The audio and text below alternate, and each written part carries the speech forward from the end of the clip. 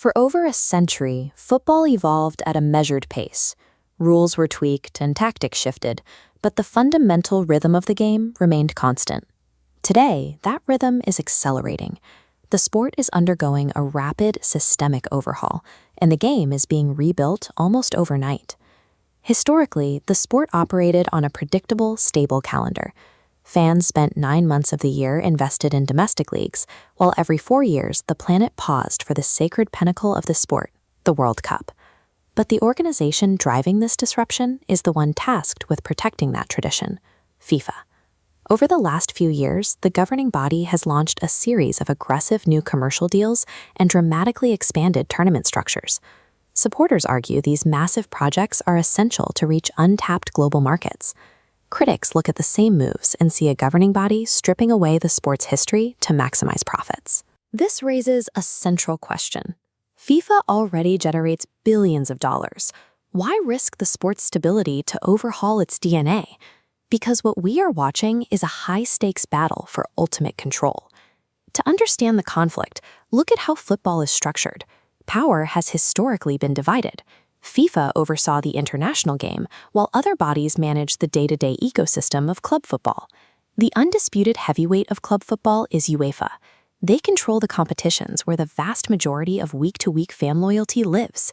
By pooling the continent's elite teams, UEFA built the Champions League into the most lucrative year-round product in the sport. For many younger fans, winning this trophy is more prestigious than winning a domestic league. This chart reveals the core of the rivalry. UEFA generates a massive, steady stream of revenue every single year through club football. FIFA, by contrast, relies on massive spikes that only arrive every 4 years with the World Cup. Corporate models demand growth. For FIFA to expand its financial footprint, relying on a quadrennial tournament is no longer enough. They realized they had to break UEFA's monopoly and capture the year-round club market for themselves.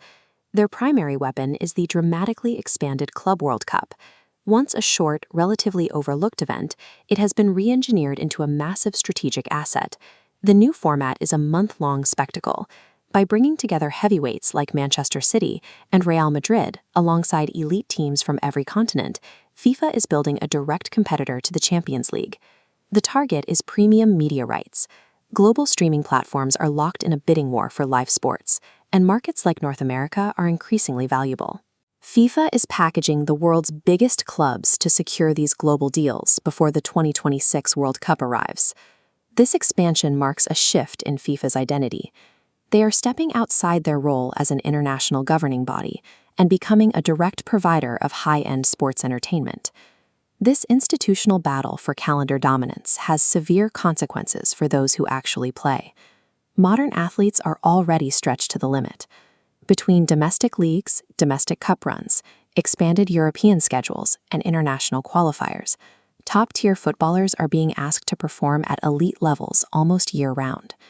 The physical toll of this calendar congestion is becoming visible on the pitch. Injuries are more frequent, and exhaustion is becoming a common factor for the sport's biggest stars. The pushback is growing. Player unions and domestic leagues are organizing against FIFA's unilateral scheduling, warning that adding more tournaments pushes an already exhausted workforce past its physical limit. We have reached a collision point. The institutional mandate for financial expansion is crashing into the biological limits of human athletes. Imagine the global landscape in 10 years if FIFA's strategy succeeds. This map shows one possibility. Local leagues lose relevance, overshadowed by super tournaments built for global streaming. By prioritizing international subscribers, the sport alienates the local, working-class fans that built these clubs. Football becomes a franchise divorced from its roots. But there is another outcome. Fixture overload leads to a breaking point. Player boycotts and intense fan frustration force the system to buckle, completely disrupting the corporate model. This conflict forces a choice between maximum corporate revenue and the preservation of the sport's cultural identity.